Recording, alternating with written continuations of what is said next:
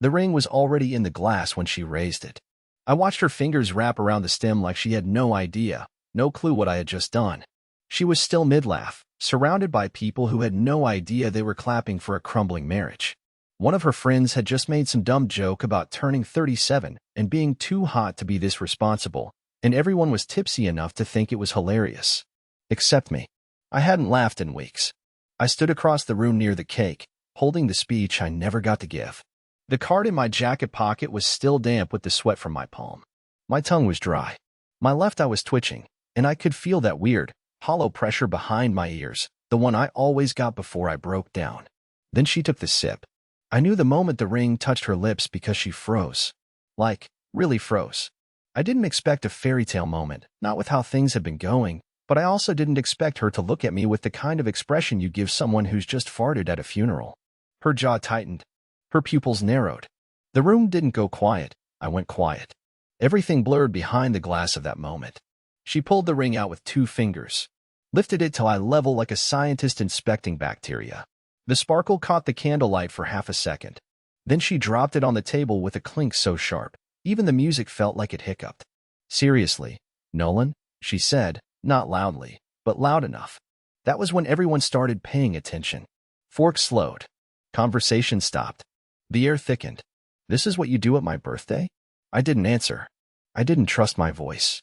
The thing is, I didn't plan to humiliate her. I didn't plan anything. I'd reached a point where doing nothing felt more unbearable than doing something reckless. I just couldn't keep living like a tenant in my own life. Like a bystander while my wife drifted further away day by day, leaving behind her scent and silence. She stood. Her chair made that awful screech against the hardwood floor. People murmured. Her coworker Felix blinked like he wanted to vanish. The girl from HR who always wore sequins looked straight at her drink like it was a portal to another world. Delilah pointed at the ring. "What? Is this your idea of a joke? You thought this would be funny?" Her sister tried to calm her. "Maybe it's—" No. This is exactly like him," she said, jabbing her finger toward me. "He waits until now, when everyone's here. He waits until I have something for myself. Of course he does." I could feel every pair of eyes crawling across my skin. My ears buzzed. My stomach twisted, hard. But still, I didn't speak. Because I knew what was coming. Delilah reached into her purse, and for one crazy second, I thought she was pulling out a knife. But no. Worse. Her phone. She unlocked it, tapped something, and held it up.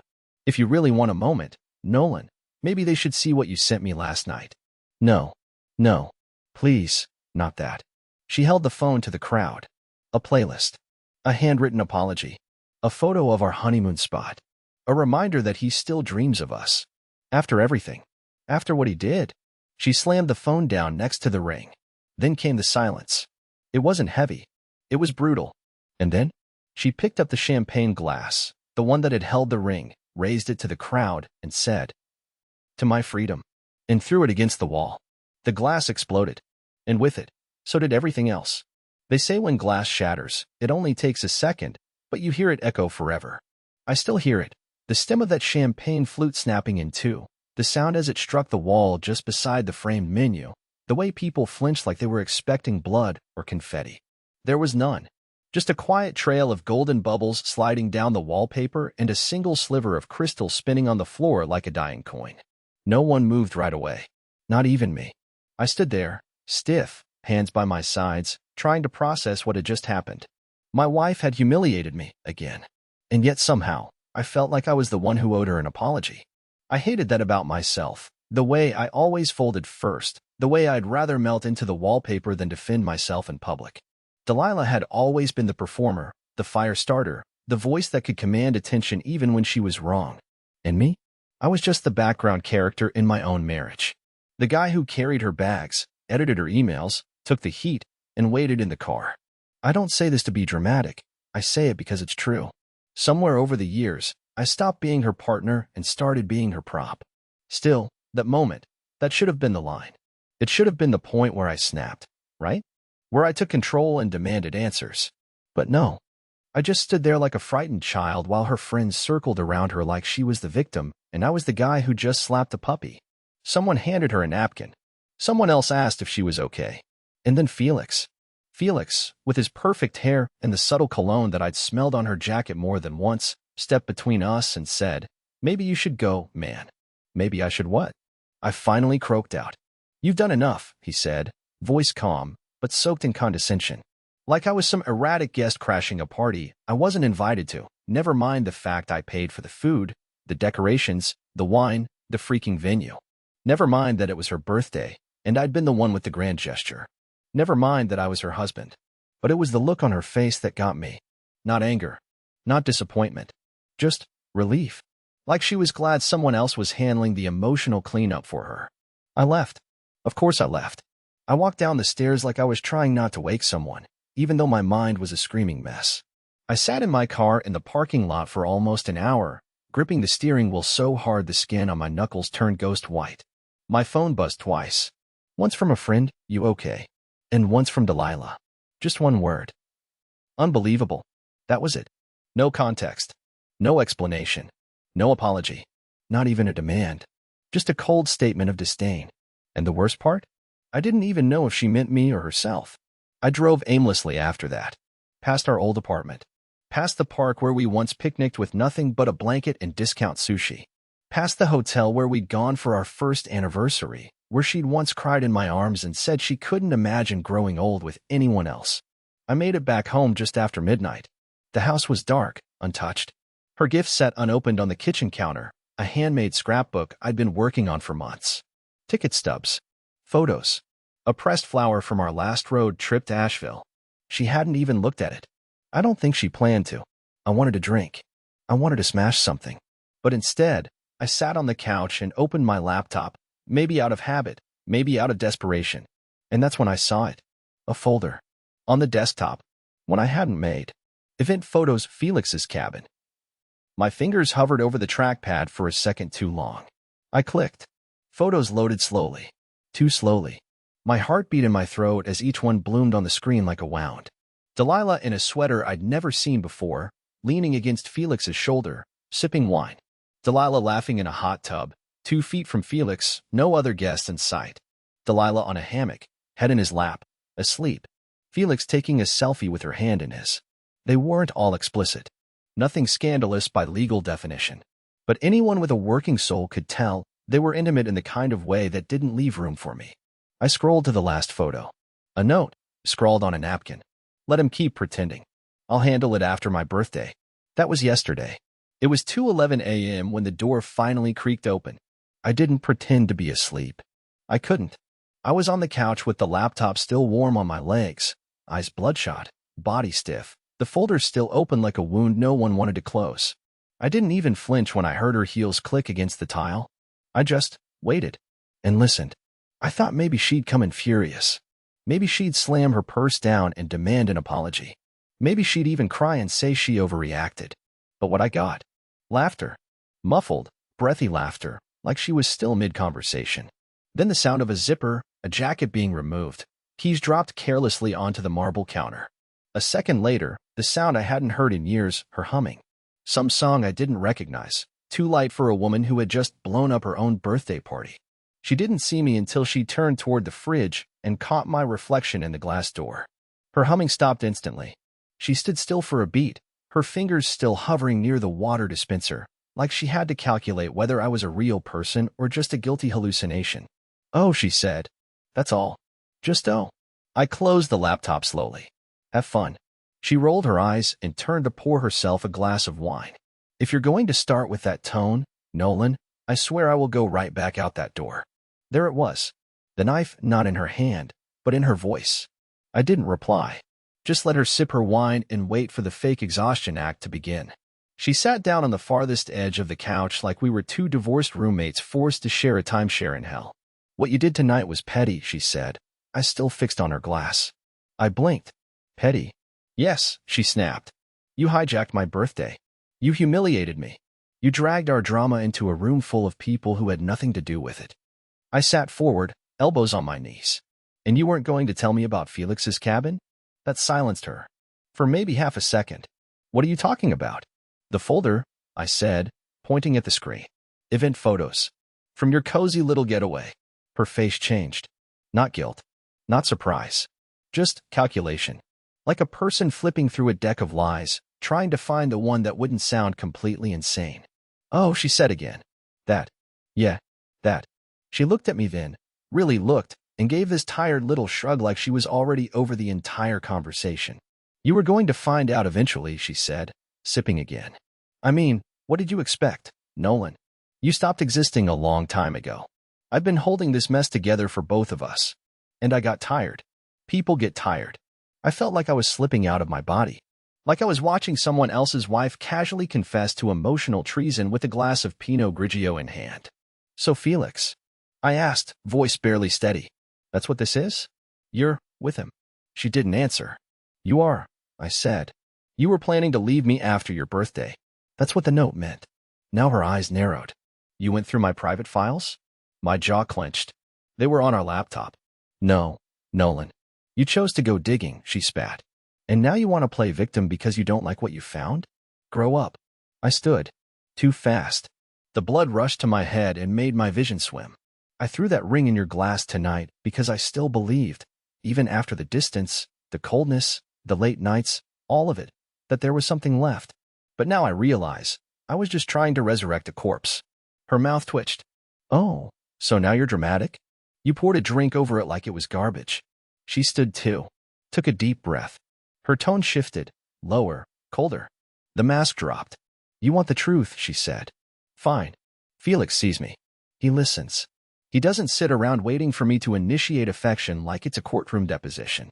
He's not afraid to stand up for himself. And no, it didn't start physically. But yeah, it's physical now. I don't know what I expected. An apology? A breakdown? A denial? What I got was worse than all three, her indifference. She set the wine glass down and walked toward the hallway. I'm taking the guest room. Don't try to follow me. I'll move my things next week. And that was it. No storm. No apology. No plea to fix things. Just quiet footsteps disappearing down the hall, leaving me with an empty couch, a cold laptop, and a hollow in my chest so sharp I could barely breathe. The worst part? A small part of me, the broken, self-loathing part, still wanted her to come back and say she didn't mean it. But she never did. I didn't sleep that night. Not even a little. I laid on the couch, blanket tangled around my legs like a noose, staring at the ceiling fan as it spun in slow, mocking circles. Every few seconds, my mind replayed her voice, cold, clinical, bored, saying, it's physical now. Like she was just giving me an itemized receipt for the betrayal.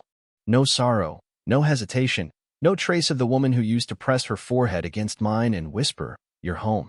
By morning, my eyes felt like they'd been soaked in sand. My head throbbed, and every breath carried the weight of something I couldn't name. I didn't even change clothes. Just threw on a hoodie and drove straight to where I knew he'd be. Felix's office was in one of those sterile mid-rise buildings with too much glass and not enough soul. I parked across the street, gripping the steering wheel so hard I could feel my heartbeat in my fingertips. I sat there for 10, maybe 20 minutes, watching the entrance like a cop on a stakeout. Finally, I saw him. Black trench coat, coffee in hand. Smug walk like the sidewalk owed him rent. I got out and crossed before I could talk myself out of it. He didn't notice me until I was right in front of him, and by then, it was too late. Hey, Felix, I said, voice tight. He blinked, tilted his head like I was some guy he maybe saw once at a barbecue. Nolan. Well, didn't expect to see you here. No, I'm sure you didn't, I said. He looked around, then took a careful sip of his coffee. Look, man, if this is about Delilah. It is. He sighed, like I just told him I'd dented his car, not that I was the husband of the woman he was sneaking around with. I get it, he said. You're upset. You want answers. But this really isn't the place. No, you're right. It's not. I took a step closer. But you see, I figured since you were bold enough to whisper promises to my wife while I was cooking her dinner, you could handle a little daylight honesty. He raised his hands. Whoa, okay, let's calm down. Don't talk to me like I'm fragile, I snapped. She already did that for months. He studied me then, like he was weighing whether I was going to punch him or cry. And honestly, I didn't even know which I was closer to. You know what she told me, Felix? I said. She said you listen, that you see her, that you made her feel like a woman again. And I just have to ask, was that before or after you started letting her sleep in your bed? His jaw twitched, but he didn't answer. She told me last night. It's physical now, I continued. So congratulations. I hope you're enjoying your time with someone who weaponizes silence and pours wine on commitment. He actually had the audacity to look sympathetic. Nolan, look. I didn't mean for any of this to happen. We were coworkers. Friends. She was venting, and one thing led to another. Don't. I cut in. Don't you dare feed me that one thing led to another crap. This wasn't a stolen kiss in a moment of weakness. There was a cabin, Felix. A private folder. A plan to leave me. You helped her build a quiet little future while I was still trying to fix our past. He had nothing. Just a tight jaw and guilty silence. I took a breath. My hands were shaking, but I needed to say this. You know what the worst part is? I'm not even angry that she found someone else. I'm angry that she let me keep loving her like a fool. That she looked me in the eyes every morning, let me pack her lunch, and still went to you. He swallowed. I'm sorry, man. No, you're not, I said. But one day, you will be. And I walked away. Not because I had one. Not because I felt strong. But because standing in that parking lot with a man who took what little I had left, it was suffocating. I had to get out before I crumbled right there on the pavement. I drove home in silence. Delilah was still asleep in the guest room. Her car keys were missing, but her suitcase was there, open on the bed, half-packed. A lazy escape in progress. No note. No apology. No shame. I went into our bedroom, shut the door behind me, and sat on the floor. Then, for the first time in years, I cried like a child. Not because I missed her, but because I realized I had let this happen, piece by piece, year after year, by being too afraid to admit I deserved better. And now? Now I was finally alone with the truth. When I woke up that morning, the house was already too quiet, the kind of quiet that makes your skin tighten before your brain catches up. The guest room door was wide open, the bed stripped down to the bare mattress. The suitcase she had half-packed the night before was gone, and so was she. No note. No goodbye. No trace of hesitation. Just absence. The kind that wraps around your ribs and squeezes every time you try to breathe. I didn't chase her. I didn't call. I didn't even text.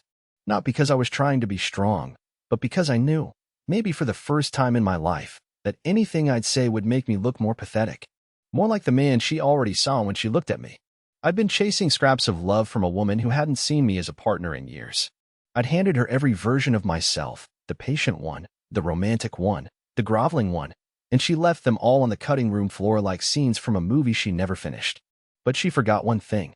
She forgot her work laptop. I wasn't looking for it. I didn't even realize it was still there until I moved a chair to get to the charger for my phone. It was tucked under the cushion, powered off, cold. I don't know what possessed me to open it. Maybe it was the part of me that still needed to understand why. Or maybe it was the part of me that wanted to hurt, because that's what grief does when it doesn't know where to go. It becomes a search party for more pain. I opened the laptop, logged in using the password she once casually told me when we were still sharing everything. It opened without hesitation. The desktop was clean. Too clean. But I knew Delilah, she wasn't the type to leave chaos out in the open. She buried things, labeled them as things like invoices or Q4 strategy. She was smart like that. Sneaky smart.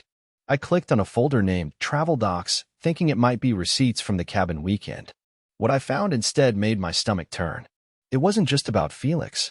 There were emails, threads, long ones, conversations not just with him, but with a woman named Tessa Griggs, a name I didn't recognize. But as I kept reading, I realized Tessa wasn't some random friend. She was a lawyer, a divorce lawyer. The emails were dated back nearly 4 months. 4 months. That meant Delilah had started the process back when I still thought we were just going through a rough patch. While I was planning a weekend getaway to rekindle things, she was requesting documents for asset separation. She'd even forwarded screenshots of our joint account activity. My spending. My income.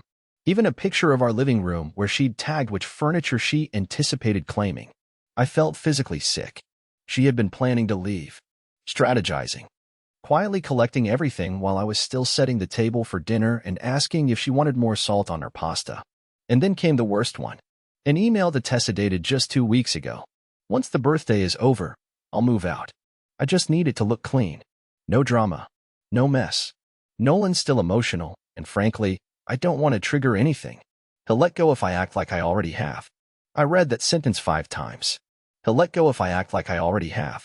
Like I was some elderly pet she needed to rehome. Something pitiful, but manageable, if handled gently. I slammed the laptop shut. Sat there on the floor with my back to the wall, shaking. It wasn't just the cheating. It wasn't even the manipulation. It was the way she wrote about me. With such cold detachment. Like I was an obstacle.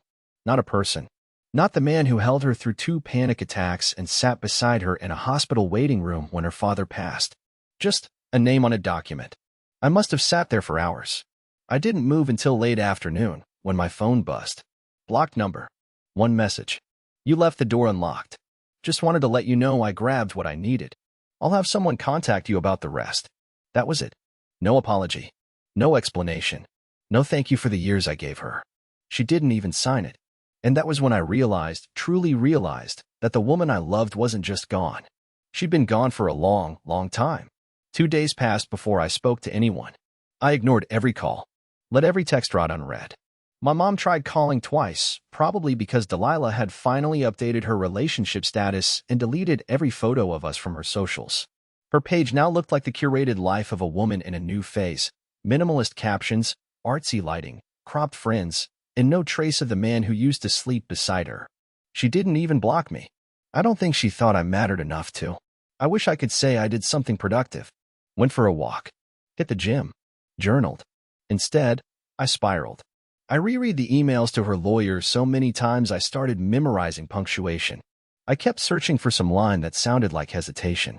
Something human. But every word read like it came from a woman managing an exit, not mourning one.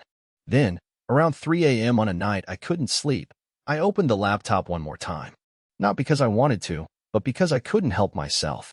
I went through every folder, every directory, every corner of her desktop.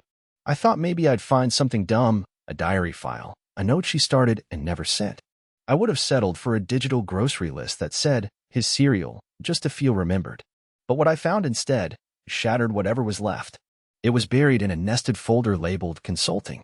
Inside were dozens of documents, invoices, PDFs, most of them dull and harmless, spreadsheets, client decks, old calendars. But one file stood out, DSC_8294.jpg. A simple image file. Nothing suspicious at first glance. I clicked it, and the moment it loaded, my whole body went cold. It was a photo, a candid one, of Delilah in bed. Our bed. She was curled on her side, blanket low on her back, smiling sleepily at the camera. Her arm reached out towards someone. The timestamp was from 7 weeks ago. The pillow beside her? It wasn't mine. The arm holding the phone? Wearing a bracelet I recognized from a man I never thought twice about. It wasn't Felix. It was Trent. Trent, her co-worker's husband. The guy who showed up at every company party and flirted shamelessly with all the wives, including mine. The one Delilah used to call harmless. The one I once gave a ride home because he drank too much to drive. The one who sat in our living room eating snacks and talking football while his wife laughed with Delilah in the kitchen. And now he was in my bed? The file name. The way it was tucked away. It wasn't just some accidental photo she forgot to delete. It was something she had saved. Labeled. Hidden. Protected. It hit me all at once. Felix wasn't the only one. He was just the one she got caught with. Trent. Maybe others. How far did this go? Was I even sleeping beside a real person all those nights? Or just a carefully constructed lie stitched together with lipstick and business casual? I stood up too fast, knocking the chair over. My chest hurt. My hands shook. I felt something primal building in my throat, like a howl that didn't belong in the world I'd lived in before. This wasn't betrayal anymore. This was excavation, peeling back layer after layer of deceit and finding more rot every time. I didn't know what to do with it. Who do you even call in that moment? A therapist? A lawyer? A priest? I did none of those things. I drove. Nowhere specific. Just away. I didn't even put shoes on. Just grabbed my keys and left like the walls were caving in behind me. I drove out past the highway, past the gas stations, past the last billboard on the edge of town. I parked near the lake, got out, and stood barefoot on the grass, staring at the still water like it held answers I'd never understand. And I cried. Harder than I did when my father died. Louder than I had in years. Because this wasn't just the loss of a relationship, it was the loss of my version of her. The one I fought for. The one I stayed loyal to while she was playing dress-up in someone else's life. She had taken more than love from me. She'd taken belief. Belief that I was enough. Belief that if I gave everything, I'd be safe. Belief that love, real, every day, do the dishes love mattered. I didn't sleep that night either. But I did decide one thing. I wouldn't stay quiet anymore. It's strange how betrayal doesn't end with the final blow. You think it's over once the truth spills out, once you've seen the photos, read the emails, stood in the aftermath of everything she hid from you. But it doesn't end there. It lingers. Like smoke in your clothes after a fire. Like a whisper in the hallway long after the person's gone. I didn't go back to the house for 2 days after the lake. I slept in my car one night, then in a roadside motel that smelled like bleach and old coffee. I didn't trust myself to be near my own kitchen knives. Every time I looked in the mirror, I didn't see a man anymore. I saw a husk, a shadow following behind a marriage that had already left him. But something shifted in me the morning I got the text. It came from an unknown number at 6:23 a.m. You don't know me. I'm Camilla. I think we need to talk. It's about Delilah. At first, I almost blocked it. I didn't think I could take another twist, another secret, another ghost crawling out of her past to slap me in the face. But something about the timing, the early hour, the bluntness, made me pause. I replied, "Who are you?" The response came almost instantly. Trent's wife. I stared at the screen for a long time. Camilla. I had only met her a few times, always in passing. She was quiet, polite, always a little withdrawn, like someone who smiled out of obligation more than warmth. I'd never spoken more than a handful of sentences to her. I didn't even know her last name. You saw the photo, she wrote next. So did I, weeks ago. But I waited. I needed to be sure. That sentence alone shattered something new in me. She knew. And she waited. I asked if she wanted to meet. She said yes. We agreed on a diner just outside town. Neutral ground. No theatrics. Just two strangers sitting across from each other with one thing in common, the same betrayal, delivered by the same monsters. When I walked into the diner, she was already there, hair pulled back, fingers wrapped around a chipped ceramic mug. She looked tired in a way that felt familiar. Not just lack of sleep tired, but soul tired. The kind of exhaustion that only comes from holding together a life that's crumbling in your hands. Hi, she said, softly. Thanks for coming. I nodded and sat down. I didn't bother with small talk. I saw the picture, I said. From our bed. She nodded. I saw it too. On his backup drive. He's careless. Why didn't you say anything? I needed proof it wasn't just us, she said. Turns out, it's a pattern. Delilah's not his first. She reached into her purse and pulled out a thin folder. Inside were printed screenshots, emails, texts, and photos. She laid them out on the table like evidence in a courtroom. And suddenly, the picture grew wider. Sharper. Uglier. Trent had done this before. Twice. Once with a mutual friend of theirs, ended her marriage. Once with someone he met during a company retreat. That one ended quietly, but messily. According to Camilla, Trent and Delilah had started during a conference. It was supposed to be casual, but she got involved, and he let her. She told him she was going to leave you, Camilla said. That he should leave me too. Said she was tired of pretending to be a wife. I couldn't breathe. I'm so sorry, she added, finally looking me in the eyes. I nodded, but words didn't come. Only a quiet, tight kind of clarity. I know what she's like, Camilla said. She plays innocent, but she's calculating. Every man she's with becomes her project. Until he disappoints her. She slid one last paper across the table, an invoice. Legal stationery. Delilah's name. And the name of an apartment complex in the city. A lease. Signed 2 months ago. She'd already found a place. Trent said she wanted you to find out, Camilla said. He said she wanted a dramatic ending. One that would make you feel small. I leaned back in the booth, heart hammering. Everything hurt. Even blinking. She got her ending, I muttered. Camilla shook her head. Not yet. She only wins if you let her vanish without seeing what she left behind. I didn't respond right away, but something inside me shifted. That night, I went home. I walked into the empty house, opened the blinds, turned on every light. I sat at the dining table, alone, just like I had that night of her birthday. And I placed something in the center of the table, the photo from our bed. Then I grabbed a pen and wrote 4 words on a sticky note. I know everything now. And the next morning, I mailed it to her new apartment. Not because I wanted revenge, but because I wanted her to know I was done being the fool in her story. The envelope reached her 2 days later. I tracked it, not because I needed to, but because part of me wanted to know exactly when it would hit her. When her perfectly arranged life, new apartment, new haircut, new narrative, would be interrupted by something she thought she'd erased. Me. Not the man she manipulated, Not the ghost she walked away from, but the version of me that finally saw her without the fog of hope. She never replied. Not directly. But the silence was different this time. It wasn't power. It wasn't control. It was absence. And I finally understood that sometimes silence isn't weakness, it's freedom. It's the space you create when you stop asking for answers that would never heal you anyway. 3 weeks passed. I didn't cry again. Not because I stopped hurting, but because the pain became familiar, like a scar you learn to live around. I cleaned the house, deleted the photos, gave away the wedding china that we never used. I took long walks at night and started reading again. Not relationship books or self-help garbage, but stories that had nothing to do with betrayal.